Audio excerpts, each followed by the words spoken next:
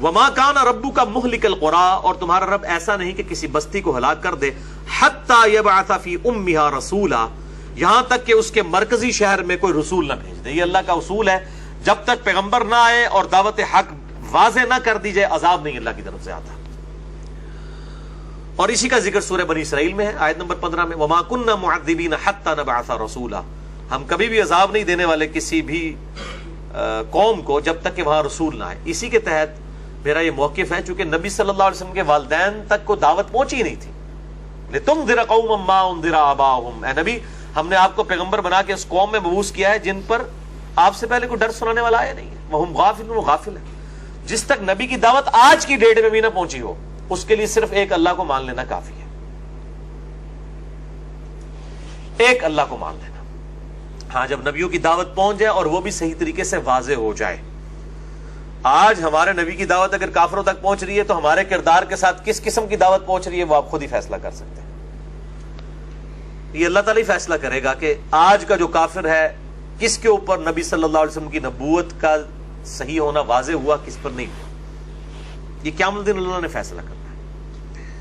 تو اللہ تعالیٰ ماتا ہے کہ ہم کبھی بھی تمہارا رب کسی بستی کو ہلاک نہیں کرتا جب تک کہ اس کے مرکزی شہر میں کوئی رسول نہ بھیج دے، یتلو علیہم آیاتنا، جو وہاں آیات پڑھ کے سناتا ہے۔ اور نبی صلی اللہ علیہ وسلم بھی آپ دیکھیں ام القری میں آئے ہیں، مکے میں، پورے عرب کی وہ سینٹرل بستی تھی، کیونکہ وہ سینٹرل بستی کا فائدہ کیا ہوتا ہے، ساری طرف پتہ چل جاتا ہے کہ بھائی کوئی نئی دعوت لانچ ہوئی ہے۔ کسی کونے خدرے میں کوئی دعوت لانچ کرے تو وہ نہیں پھیلتی، اور وہ بھی سینٹرل پوائنٹ، پھر سب لوگ وہاں پوری دنیا کے لوگ آتے ہیں حج کرنے کے لیے۔ اور آپ صلی اللہ علیہ وآلہ وسلم حج کے دنوں میں آپ کو پتہ ہے خیموں میں جا کے دعوت توحید پیش کرتے تھے، اور یہی دعوت توحید ایک دن رنگ لائی جب کچھ مدینے سے آئے ہوئے لوگوں نے آپ صلی اللہ علیہ وسلم کی بیعت کر لی، اگلی دفعہ کچھ اور لوگوں کو لے کر آئے، پھر مدینہ شریف آپ کو لے گئے، پھر آپ دیکھیں ٹیک اپ پوزیشن پہ آپ کی دعوت آ گئی۔ یعنی نبی صلی اللہ علیہ وسلم کے مکی 13 سالہ دور میں 125 لوگ صرف مسلمان ہوئے ہیں، 125 لوگ 13 سالہ دور میں، اور اگلے 13 سالہ دور کے اندر جس میں سے آپ صلی اللہ علیہ وسلم کے 10-11 سال بنتے ہیں، یا آپ کو 3-4 سال اور ایڈ کر لیں، مزید تقریباً 17 سال کے اندر 3 بر اعظموں میں مسلمانوں کی حکومت پہنچ چکی ہوئی تھی۔ اب کسی نے سوچا تھا یہ اتنی بڑی ریولوشن ہے، دنیا میں کسی جنگجو بادشاہ نے بھی ایسی ریولوشن نہیں کی ہے جو آپ صلی اللہ علیہ وآلہ وسلم کے ذریعے اللہ نے غالب فرمائی ہے۔ اور میں اس میں آپ کو بڑی حیران کن بات بتاؤں، دنیاوی بادشاہوں کے اندر اور نبی صلی اللہ علیہ وآلہ وسلم کے اندر فرق کیا ہے، اس بات کو سمجھیں گے، بہت امپورٹنٹ نقطہ ہے۔ نبی صلی اللہ علیہ وآلہ وسلم نے جو ریولوشن برپا کی ہے، تو آپ سے پہلے بھی اسکندر اعظم تھا اور کئی بادشاہ تھے، نمرود، جن لوگوں نے دنیا میں حکومتیں کی ہیں۔ آج کافر ہم پر یہ اعتراض کر سکتے ہیں کہ جنگجو آدمی تھا، دعوت پہنچا دی پوری دنیا کے اندر۔ عرب کے لوگ جو ہیں طوائف الملوکی کا شکار تھے، آپس میں لڑتے رہتے تھے، آپس میں لڑتے رہتے تھے۔ تو ظاہر ہے اگر ایک لیڈر ایسا آتا جو ان کو ایک جھنڈے کے تلے جگہ جمع کر دیتا تو عرب بہت بڑی پاور بن سکتے تھے اس زمانے میں، کیونکہ وہ ٹف ماحول کے عادی تھے۔ رومن اور پرشین امپائر اگرچہ سپر پاورز تھی دنیا کی، لیکن وہ اتنے ٹف ماحول کے عادی نہیں تھے جتنے عرب کے لوگ تھے۔ لیکن عرب کے لوگ آپس میں لڑتے رہتے تھے، ایک جھنڈے تلے جگہ جمع کرنا ان کو۔ اور دوسری ان کی کمزوری تھی کہ وہ جاہل تھے، قرآن کی شکل میں ان کے پاس علم آ گیا، تو ظاہر ہے انہوں نے رومن اور پرشین امپائر الٹ ہی دینی تھی۔ اور جس طرح باقی بادشاہ جب کوئی حکومت قائم کرتے ہیں، ان بادشاہوں کے جانے کے بعد پیچھے پھر بندر بانٹ شروع ہو جاتی ہے، ان کے پچھلے جو فالوورز ہیں، اولادیں آپس میں لڑنا شروع کر دیتی ہیں، آہستہ آہستہ وہ امپائرز ٹوٹ جاتی ہے۔ اور نبی صلی اللہ علیہ وسلم کے کیس میں بھی وہ یہ کہہ سکتے ہیں کہ آپ بھی جب دنیا سے گئے ہیں تو 25-30 سال ہی نظام چلا ہے، پھر حضرت معاویہ اور بعد کا دور آپ دیکھ لیں، جس طریقے سے اس کا تو کوئی اسلام سے تعلق ہی اس اعتبار سے نہیں ہے، وہ باقی دنیاوی بادشاہوں کی طرح ایک دور تھا۔ 3000 سال تک مسلمانوں کی حکومت تھی، اسلامی حکومت نہیں تھی۔ اسلامی حکومت تو صلح حسن کے بعد ختم، بلکہ صحیح معنوں میں مولا علی کی شہادت کے اوپر ختم۔ بعد میں تو صرف ایک سپر پاور کی آپ سمجھے ایکسپینشن تھی۔ سارے جب آپ دنیا میں سپر پاور بن گئے تو ایکسپینڈ تو کریں گے۔ ہم بڑے فخر سے بتا رہے ہوتے ہیں اسپین فتح کیا، فلاں کیا، سب کچھ کیا۔ وہ فتح تو کرنا تھا انہوں نے, کیوں نہیں تھا کرنا؟ سپر پاور بن چکی تھی. آج امریکہ سپر پاور ہے, دیکھ لیں کہاں کہاں اس کی کالونیاں قائم ہوئی ہوئی ہیں, پہنچتے ہیں. تو آخر ہم فرق کیسے کریں گے کہ نبی صلی اللہ علیہ وسلم پیغمبر تھے اور اسکندر اعظم پیغمبر نہیں تھا؟ دونوں کے کیسز میں ایسا ہی ہوا ہے. بعد بھی آپ دیکھ لیں, چنگیز خان, ہلاکو خان آئے ہیں لیڈرشپ کے تحت, انہوں نے کس طریقے سے مسلمانوں کی حکومت الٹ کے رکھ دی ہے. پھر تیسری چوتھی نسل کے اندر جا کے پھر وہ تتر بتر ہو گیا معاملہ, خود انہوں نے اسلام قبول کر لیا. تو نبی صلی اللہ علیہ وآلہ وسلم ایک دنیاوی بادشاہ نہیں بلکہ اللہ کے پیغمبر تھے. اس کا کیا ہمارے پاس ثبوت ہے؟ اگر ہم اس کو کمپیئر کریں دوسرے بادشاہوں کے ساتھ تو آپ حیران ہوں گے کہ اس میں ایک واضح چیز نظر آپ کو آئے گی, بہت بڑی چیز. اور وہ یہ ہے کہ آپ صلی اللہ علیہ وسلم نے اپنی وفات سے پہلے ہی بتا دیا تھا کہ میرے بعد کیا کیا ہوگا, حتیٰ کہ بندوں کے نام تک بتا دیے. یہ کسی دنیا کے بادشاہ نے نہیں کیا کہ چنگیز خان کہے جی میرا جو پڑپوتا ہوگا اس کا یہ نام ہوگا اور وہ میرا یہ سارا بیڑا غرق کرے گا. یہ چیز ہے پروفیسیز, غیب کی خبریں, نبوت کی خبریں. ان کو کہا گیا علامات النبوہ. اور اسی پہ امام بیہقی نے کتاب لکھی ہے دلائل النبوہ, 3,500 احادیث پر مشتمل, کہ آپ صلی اللہ علیہ وسلم نے اپنی وفات سے پہلے, اپنی وفات کے بعد, فوراً بعد کیا ہونا تھا وہ بھی بتایا, 25-30 سال کے بعد کیا ہونا تھا وہ بھی بتایا, 500 سال کے بعد کیا ہونا تھا وہ بھی بتا دیا. اب امام بیہقی کے زمانے میں 500 سال پورے نہیں ہوئے تھے, انہوں نے تو صرف حدیثیں نکلی بخاری مسلم کی. ان کا ظہور جو تاتاریوں نے اسلام پہ جو ظلم ڈھایا ہے اس کی پریڈکشن بھی بخاری مسلم میں موجود ہے کہ چپٹے جو چہروں والے لوگ جو ہیں جن کے ناک جنی چپٹے ہوں گے وہ ان کی ڈھال کی مانند, اور وہ بالوں کے جو جس طرح بالوں کے جوتے پہنیں گے وہ, اور وہ جو ہے وہ میری امت کے ساتھ یہ کریں گے. وہ امام بیہقی کے زمانے کے بعد ہوا ہے, اور بخاری مسلم تو خیر بہت پہلے لکھی گئی. یہ پروفیسیز, جنگ جمل, جنگ صفین, جنگ نہروان, کیا کیا ہوگا ایک ایک چیز بتائیے. یہ وہ احادیث ہیں جو علامات النبوہ ہیں. ان کو چھپانا سب سے بڑا جرم ہے. ان کو اگر آپ چھپا دیں گے, آپ نبی صلی اللہ علیہ وسلم اور ایک دنیاوی بادشاہ کے درمیان فرق ہی نہیں کر سکتے. بھائی دنیا میں آپ سے پہلے بادشاہ نہیں آئے ہیں جنہوں نے تلوار کے زور کے اوپر پوری دنیا کے اوپر قبضہ کیا؟ تو یہاں پہ بھی تلوار کے زور پہ ہی ہوا ہے نا. یہ تو بالکل جھوٹ بولا جاتا ہے کہ جناب اخلاق سے اسلام پھیلا ہے. انشری تو تلوار سے ہی پھیلا ہے. مکے میں اخلاق میں آپ دیکھ لیں کتنے لوگ ایمان لے کے آئے تھے. تلوار تو سونتی ہے نا آپ نے.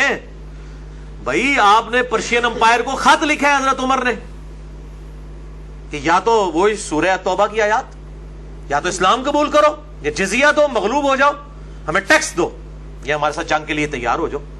ظاہر ہے پھر ان قوموں نے تو اپنے آپ کو بچانا ہی تھا. جنگ قادسیہ مسلمانوں نے تھوپی ہے نا پرشین امپائر کے اوپر. انہوں تو نہیں کہا کہ ساڑھا لڑو, یا رومن امپائر نے.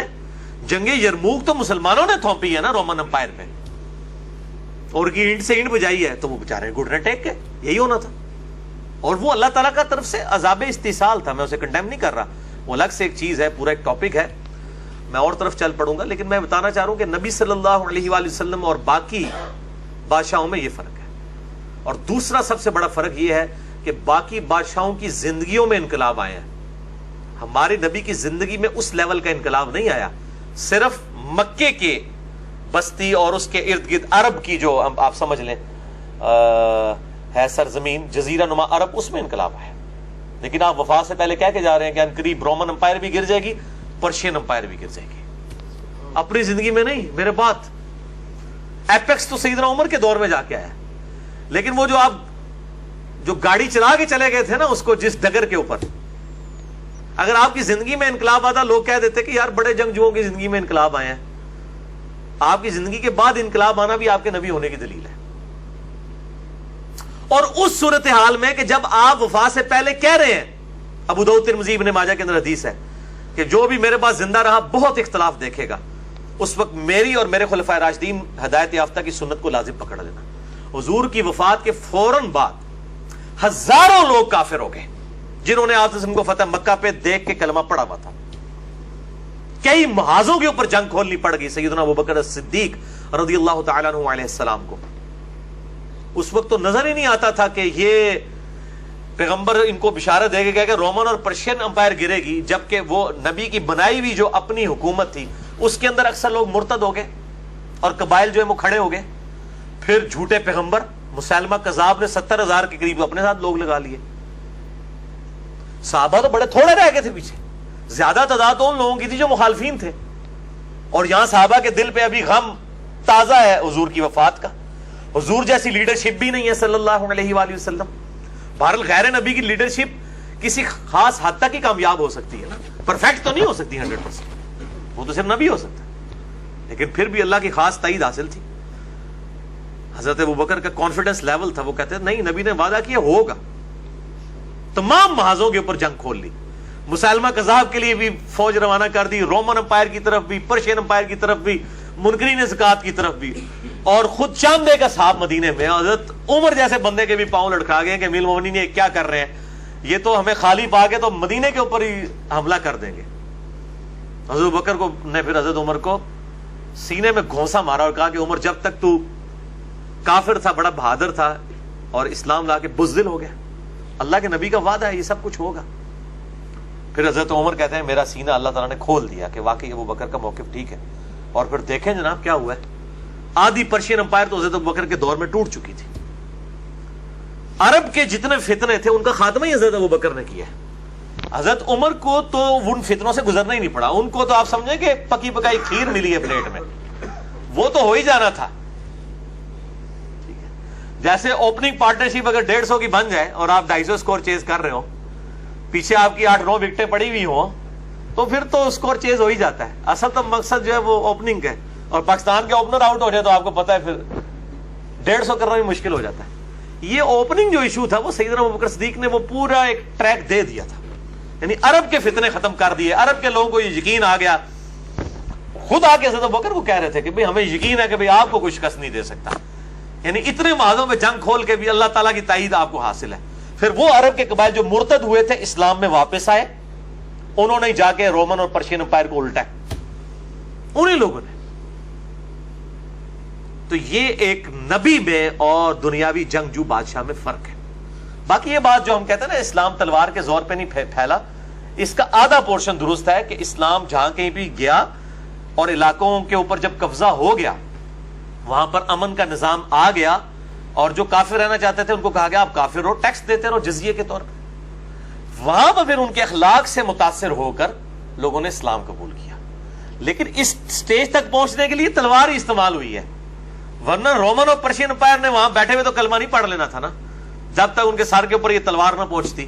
جنگ قادسیہ اور جنگ یرموک کی، یہ چونکہ ہم انگریزوں کے غلام رہے اور پھر ہم ڈیفینسو موڈ میں چلے گئے غلامی کے دور کی وجہ سے، اور یہ اس وقت جب یہ کتابیں لکھی گئی سیرت النبی کے اوپر، اور شبلی نعمانی اور ایسے لوگوں نے کہا نہیں اسلام نے تو ساری دفاع میں جنگیں لڑی ہیں، کوئی ڈیفینسو ہی جنگیں لڑی ہیں، offensive کوئی نہیں لڑی ہیں. اس سے بڑا کوئی تاریخ کا جھوٹ نہیں ہے. کس کو آپ دھوکہ دے رہے ہیں؟ یہ جہاد جو ہے اللہ تعالیٰ کی طرف سے عذاب استیصال تھا مشرکین عرب کے اوپر. اگلی امتوں پر عذاب آتا تھا اللہ تعالیٰ کی طرف سے پتھروں کی بارش کے ذریعے، چنگھاڑ کے ذریعے، پانی میں ڈبو کے، طوفانوں کے ذریعے. اس امت کے کیس میں سورہ توبہ میں آیا کہ اللہ تعالیٰ میں اے مومنین، اللہ تعالیٰ چاہتا ہے تمہاری تلواروں کے ذریعے ان کے اوپر عذاب نازل فرمائے. تو یہ عذاب استیصال تھا. ہمارے نبی کا بھی جب انکار کیا رومن اور پرشین امپائر نے، ان کو خطوط لکھے گئے تھے تو ان کے اوپر عذاب کا کوڑا آیا. تو یہ بالکل اس کی حکمت سمجھے، جہاد کی حکمت بالکل الگ ہے. یہ آج کا جو مسلمان کا گلا کاٹ رہا ہے، اس کا کوئی جہاد کے ساتھ تعلق نہیں ہے. یہ فساد ہے، یہ فساد فی الارض ہے. مسئلہ نمبر 85 ہے میرا، قرآن اور قتال. ہمارے محبوب صلی اللہ علیہ وآلہ وسلم کی 2 خصوصیات، جسے شوق ہو تو وہ دیکھ سکتا ہے.